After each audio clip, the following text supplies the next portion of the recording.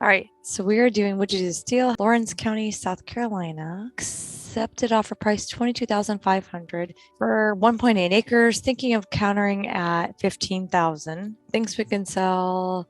Hard to determine since all the local land here. Don't touch anything less than 5 acres. So I couldn't really get an opinion. I was thinking putting it up for about $31,000. I see where you're going. All right, so physical and legal. He has a legal easement. Awesome. Mobile. Adjacent, yes. The mobile next can be put. Okay. The issue with this property is that the local comps in the area are estate lots that are newly subdivided, so it threw off the price per acre.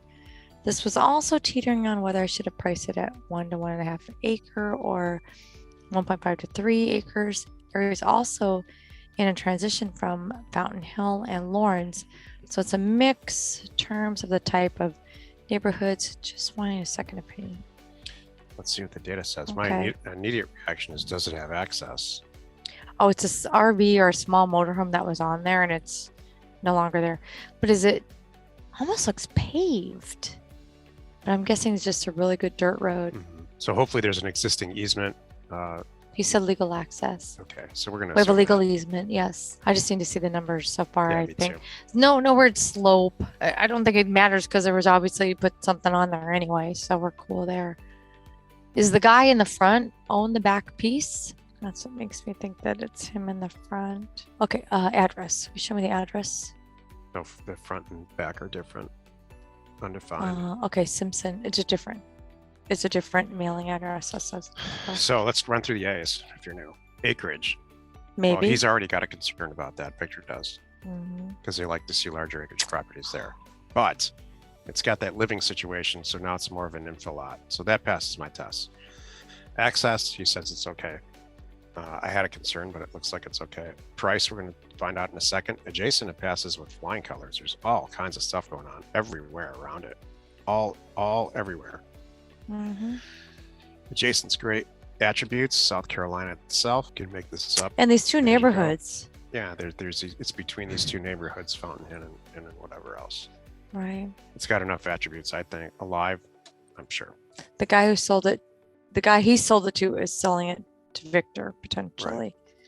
So it comes down to price for me. It starts at 50,000 for an acre and a quarter across the zip code. 53,000 there. 68. These are all good numbers. This is an acre and a half for 50. And we're at an acre and a 0.8 for 22. This is passes all my first phase 1 due diligence. Good. Does it pass for yours? Yeah, I'm trusting you on this one. Because I was looking for the physical stuff and you just confirmed the money stuff. You know, the other thing we always do too is let's just see what this house property's right around here. Okay, I don't think. Oh, I see it's showing up. I'm sorry, I'm looking at the low to high. You're looking at that number. We're on the same page. I saw houses for millions of dollars. So my gut says get a second opinion or get a local opinion, but I think this property's great. Right now, honestly, if I had to make a quick decision, yes or no, I would say at your 15,000, Victor, I'd buy it. Yeah. You could get it for that. Me too.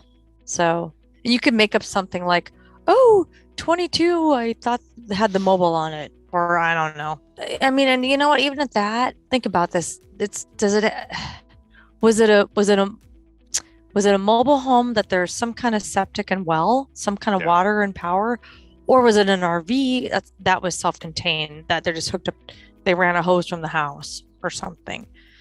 That's, yeah. I appreciate you're being real conservative about this, but you know, he says the past sold numbers are somewhat concerning. I don't think so. And then he says he's concerned he's buying an acre lot with a mobile home on it for 15 grand. Great. So now you're diversifying offsetting the risk of this one, and it's in your favor. Let us know how this goes, because these are the kinds of properties that I love. These kinds of deals. Riverside County. Okay. Would you steal 2.84 acres next to custom homes and mobiles? So if I buy it for 93, I can sell it for 180, and it would be the cheapest around. I can tell you right now, it's awesome. 771. That's what the house across the street is worth. So if you use the 10% rule, you should be buying the property for about $70,000. You're very close at 90. Let's do another one. I do wish it was cheaper. And how big is that? And it's compare bigger. it. Is it? Yeah. This is a 2 APN situation. This is agriculture. Yeah, let's see it from the road. So you got a pretty serious slope situation to deal with.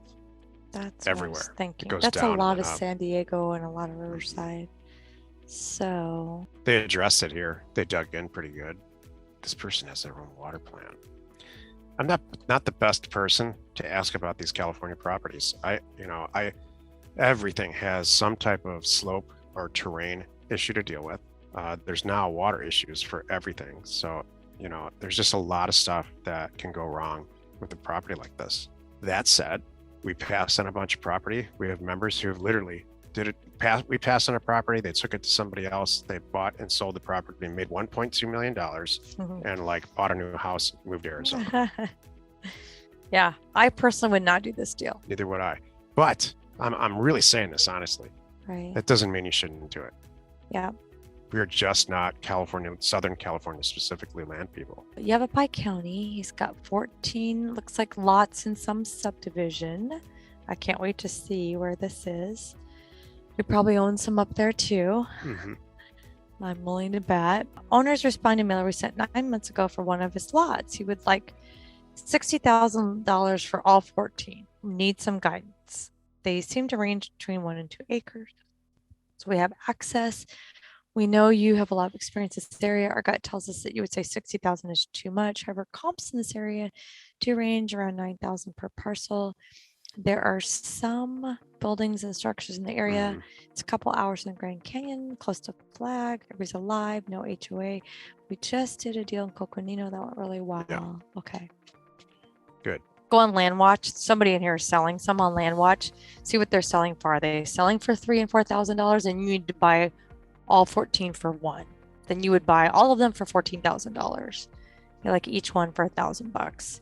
And then it can be done. And then you could sell them for 2 or 3 or 5 or 5. That's the kind of deal this is, and that's it. Jill, thank you for cutting to the chase. Sure.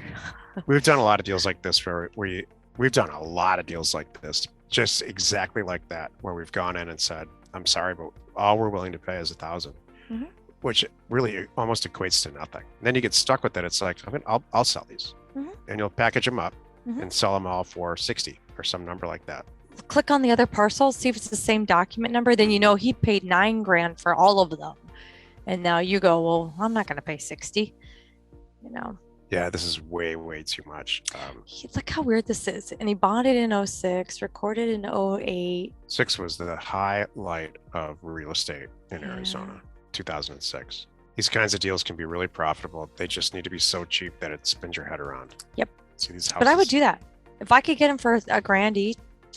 Then I'm selling them for 3, 4, 5 each. Sure, I do that. So would I all day. No problem. Yeah. You just don't want to be in a market like this. Yeah.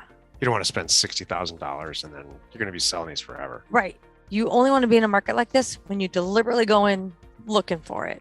Because remember, Brandon talks about this a lot. Brandon loves to talk about, hold on, everybody. I got my feet wet on these kind of properties and did really well and then I transitioned. So there is nothing wrong, Peter, with starting something like this. Just you know exactly what you're doing. On here is Collier County, Florida, back to Florida. Okay, this time we offered $16,754. He wants 40. Peter says maybe I'll meet you at 25 because I think I can sell it for 50. 1.14 acres. We have access.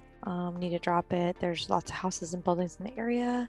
It's essentially right outside of Naples and back in Golden Gate Estates. So in that same little conundrum, and that one looks worse. I have the exact same comments on this. You need to use those other two sites for this, and that there are not a single example. This doesn't pass my adjacent test. Yeah. There's not a single example anywhere here of this being used as it should be used. Not a single one. If you go east, it seems to be okay.